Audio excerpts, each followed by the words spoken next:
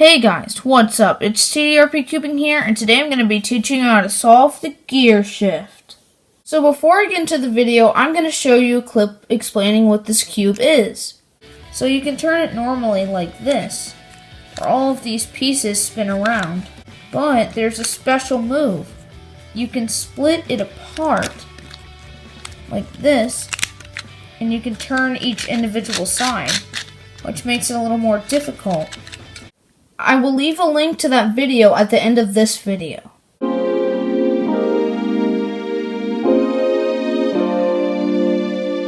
So step number 1 is getting the first side. So what I do is I do the yellow side first. So basically what you do the first time is you split it apart and then you spin 2 pieces to match them up, like so.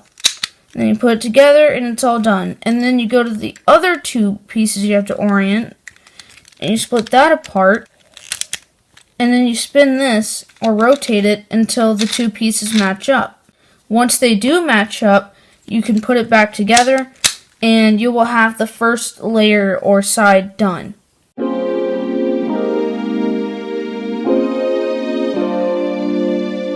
So step number 2 is matching up a pair of 2 corners on the top layer.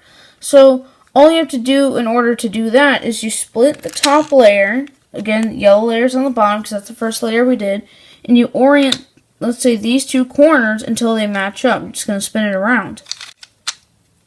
And when they match up, you just put it right back, and that's step number 2. It's a pretty simple step.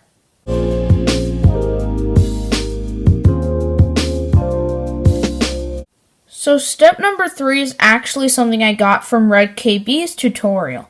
So basically it's you do the little corner and then the big corner, which is step 4. So in order to do the little corner, you have to see how many notches away it is from being oriented correctly. So this one is 2 notches. So if you turned it twice, then it would match up. This is all just intuitive, really. So what you do is you'll pull this side out. So this corner is going to be oriented left. The amount of times I'm going to orient it left is the amount of notches away it is from being solved. So I'm going to do it this way. And so this is one rotation, is when this corner's back, and then you do another one.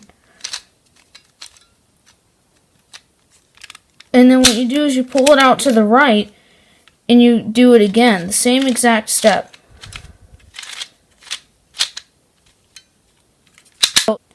And with this corner, you move it the same direction as this corner twice.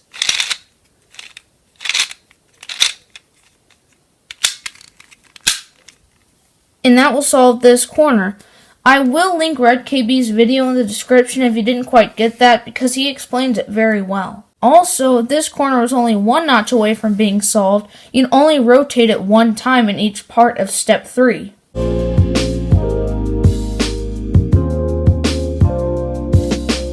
So step number 4 is yet another step I'm getting directly from Red KB.